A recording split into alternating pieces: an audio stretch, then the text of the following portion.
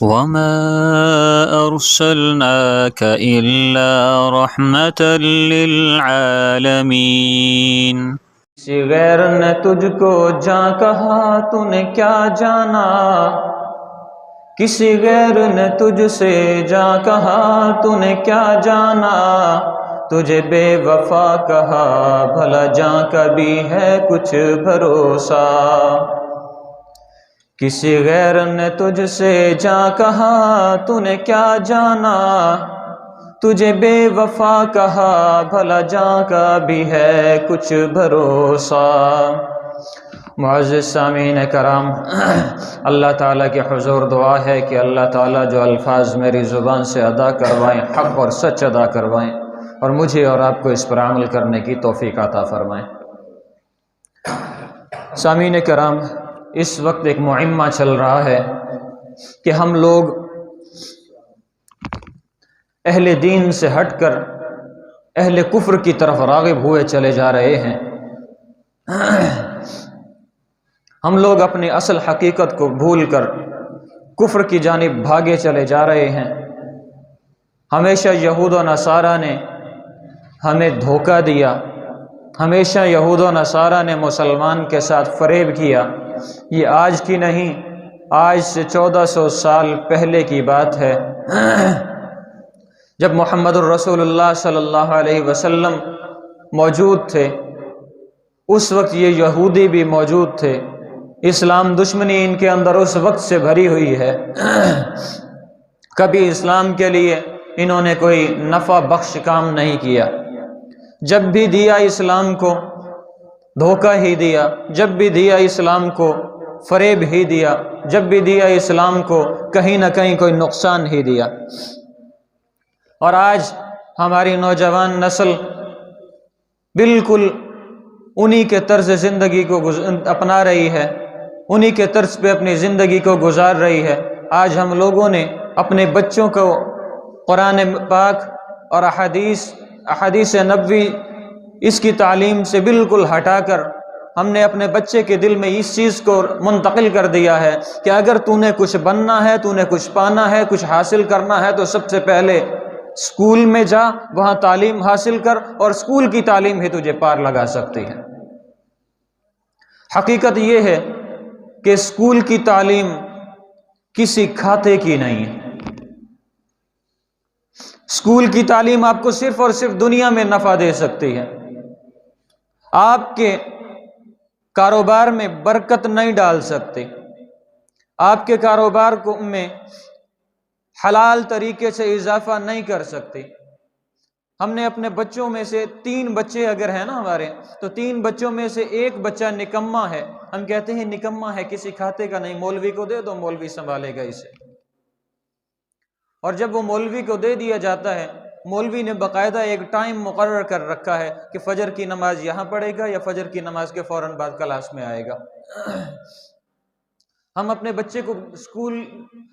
بچے کو مدرسے اس طریقے سے بھیجتے ہیں کہ صبح صبح اٹھتے ہیں، نہ باپ نے نماز پڑھی، نہ ماں نے نماز پڑھی، نہ باپ نے قرآن پاک پڑھا، نہ ماں نے پڑھا، نہ بڑے بھائی نے پڑھا، نہ بڑی بہن نے پڑھا، اور اس بچے کو کیا کہتے ہیں؟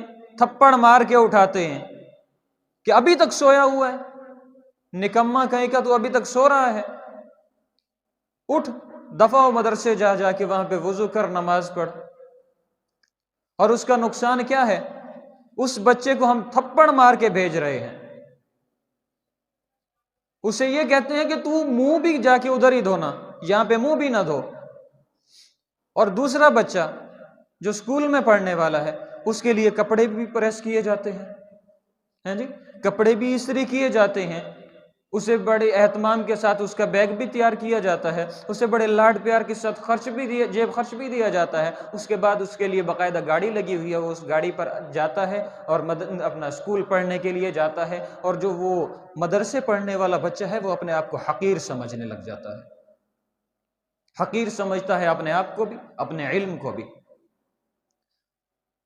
ایک بچہ وہ نہیں جانتا کہ جو علم میں حاصل کر رہا ہوں یہ کتنا بڑا علم ہے، اسے اس چیز کا پتہ ہی نہیں ہے، اور اس کے دل میں ہم کیا بٹھاتے ہیں کہ یہ تعلیم جو یہود و نصارہ کی ہے، جس تعلیم میں یہ بتایا جاتا ہے کہ انسان انسان نہیں بندر سے انسان بنا ہے، جس تعلیم میں یہ بتایا جاتا ہے، جس تعلیم سے انسان کی انسانیت کو انسان سے گرا کے اس کے بعد یہ بتایا جاتا ہے کہ تو بندر تھا اب انسان بنا، اس تعلیم کے لیے ہم اپنے بچے کی اتنی عزت کرتے ہیں، اتنی تعظیم، اتنی تکریم کرتے ہیں کہ وہ جو قرآن پڑھنے والا بچہ ہے نا، وہ جس نے پورے جہان کا علم اپنے سینے میں رکھنا ہے، وہ کہتا ہے کہ یہ بھی کوئی علم ہے جس کی وجہ سے آج میرے گھر میں کوئی عزت نہیں ہے۔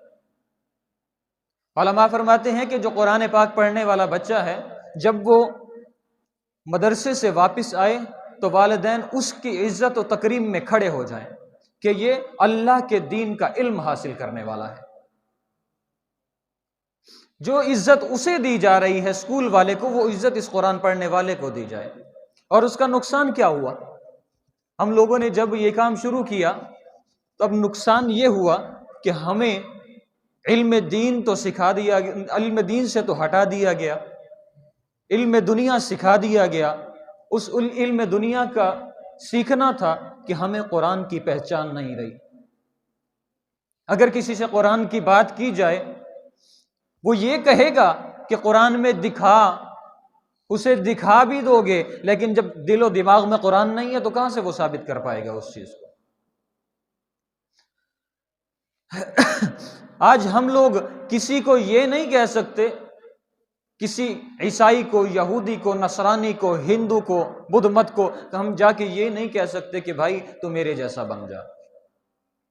سب سے پہلا اس کا سوال، اگر ہم اسے کہتے ہیں نا تو مسلمان بن جا، کلمہ گو ہو جا، ایک اللہ کا ماننے والا بن جا، محمد الرسول اللہ صلی اللہ علیہ وسلم کے دین کو ماننے والا، محمد الرسول اللہ صلی اللہ علیہ وسلم کو ماننے والا بن جا، تو آگے جواب دیتا ہے کہ بھائی میں مسلمان بنوں، دیوبندی بنوں، اہل حدیث بنوں، نقش بندی بنوں، سہر وردی بنوں، بریلوی بنوں، کیا بنوں؟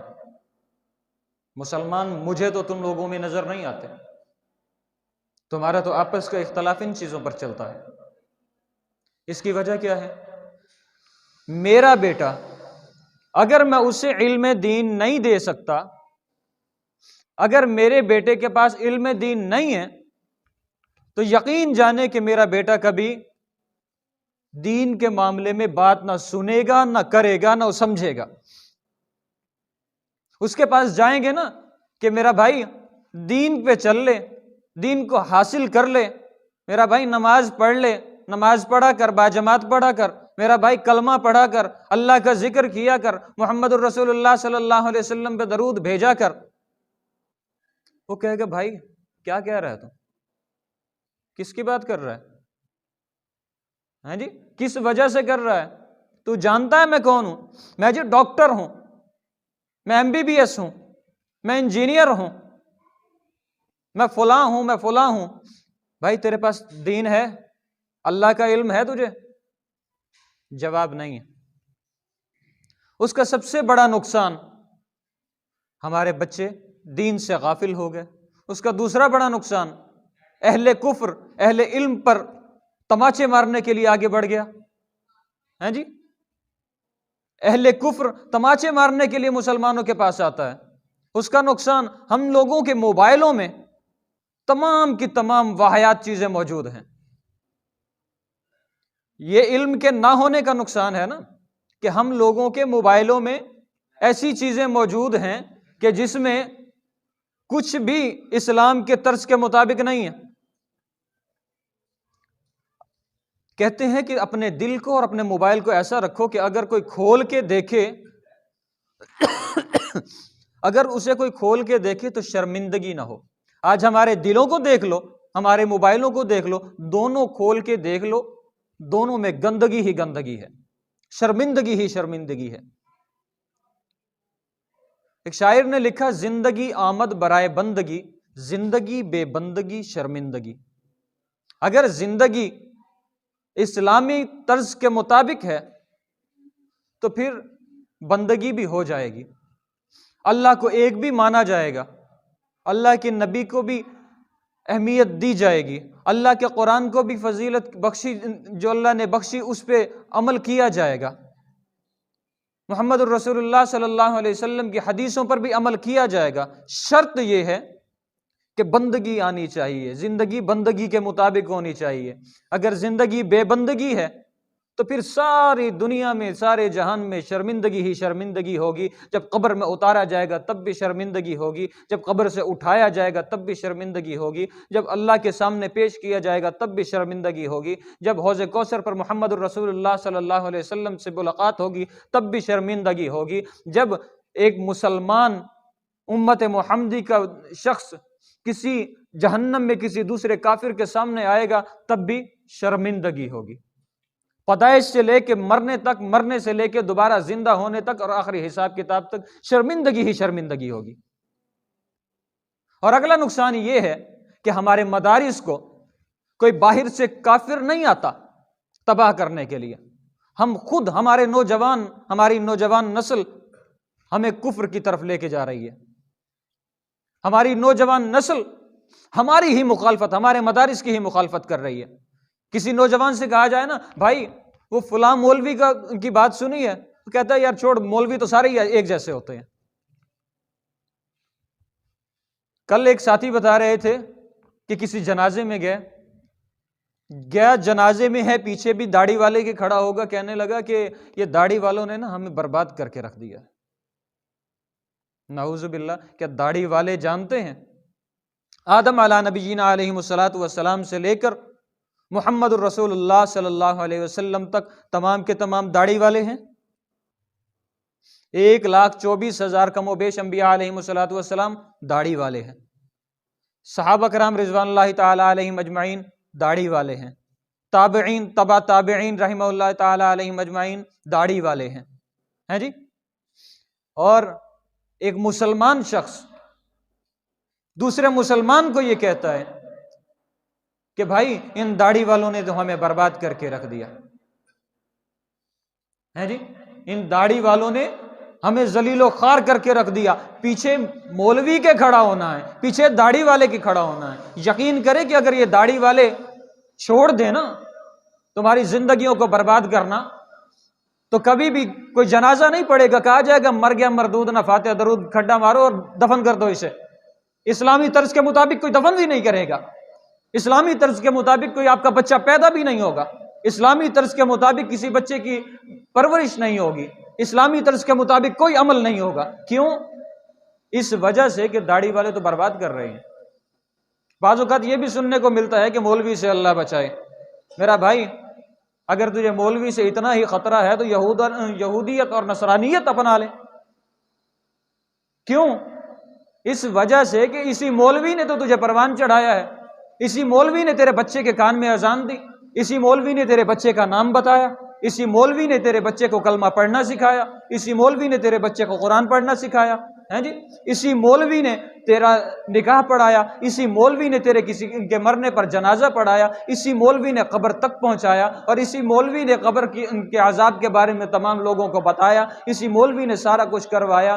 قبر تک تو کام آتا ہے، پھر بھی شرم نہیں آتی ہمیں بکواس کرتے ہوئے۔ معذرت کے ساتھ اگر میرے الفاظ سخت لگیں تو میں دوبارہ معذرت چاہوں گا۔ کیا حقیقت یہ نہیں ہے؟ کیا ہم اس چیز کو نہیں جانتے؟ آپ صلی اللہ علیہ وسلم کا فرمان ہے العلماء ورث الانبیاء۔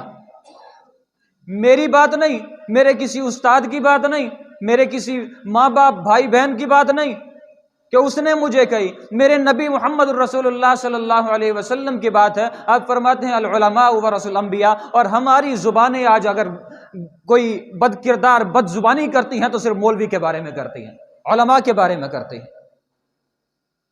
اتنی غلیظ ہو چکی ہیں ہماری زبانیں۔ اس کی وجہ کیا ہے کہ ہمارے دل ناپاک ہو چکے ہیں، ہمارے دلوں پر دھبا لگ گیا ہے۔ اللہ تعالیٰ نے منافقین کے بارے میں فرمایا صم بکم عمی فہم لا یرجعون۔ کیا ہم منافق نہیں؟ کیا ہمیں سچ بات سنائی دیتی ہے؟ ہمیں حقیقت اسلام کی دکھائی دیتی ہے؟ ہماری زبان سے کوئی ایسا لفظ نکلتا ہے جو حق پر ہو، اسلام کے مطابق ہو؟ اسی وجہ سے آج ہمارے مدارس کی مخالفت ہو رہی ہے، اسی وجہ سے آج ہماری مساجد کو گرایا جا رہا ہے۔ اگر کفر کے شہر میں، کفر کے ملک میں اگر کسی مسجد کو گرایا جائے تو مسلمان ملک جوش میں آ جاتا ہے، اور آج ہمارے اسی ملک میں مساجد کو گرایا جا رہا ہے۔ اس کی وجہ کیا ہے؟ کہ ہم لوگوں نے اپنے اندر سے دین کو نکال دیا اور کفر و شر کو اپنے اندر بٹھا لیا۔ ہم لوگوں نے اپنے اندر سے دین کو نکال دیا، یہودیت کو بٹھا لیا۔ ہم لوگوں نے اپنے اندر سے دین کو نکال دیا اور شرک کو بٹھا لیا۔ اسی وجہ سے آج دشمن ہم لوگوں پر سر چڑھ کر بول رہا ہے۔ آج ہم دشمن کے منہ کو بند نہیں کر سکتے۔ ہمارے اندر اتنا بھی ایمان نہیں رہا کہ اگر کوئی بندہ غلط کر رہا ہے اسے ہم روک لیں، اتنا بھی ایمان نہیں رہا کہ ہم اپنے دل میں اسے غلط تسلیم کر لیں، بلکہ ایک ٹائم میں کہیں گے یار یہ بندہ غلط ہے، دوسرے ٹائم اس کے ساتھ بیٹھ کے کھانا بھی کھائیں گے، اسے عزت دیں گے کہ تو نے میرے اسلام کی مخالفت کی۔ اللہ تعالیٰ مجھے اور آپ کو دین حق پر چلنے اور اس پر عمل کرنے کی اور اسے سمجھنے کی توفیق عطا فرمائے۔ خدا را اپنے بچوں کو اسلام کے مطابق زندگی دیں، اپنے بچوں کو قرآن پاک سمجھائیں، اپنے بچوں کو احادیث کے بارے میں بتائیں، اپنے بچوں کو کارٹون سے نکال کر اسلام کی طرز پہ لے کر آئیں۔ اگر اپنے آپ کو، اپنے ایمان کو، اپنے آباء و اجداد کے ایمان کو اور اپنے آنے والی نسل کو سدھارنا چاہتے ہیں، اگر نہیں سدھارنا چاہتے تو پھر میرا بھائی یہ خام خواہ منافقت کا دین اپنانے کا کوئی فائدہ نہیں ہے۔ اللہ تعالی ہمیں اخلاص کے ساتھ دین پر عمل کرنے کی توفیق عطا فرمائے۔ وآخر دعوانا الحمدللہ رب العالمین۔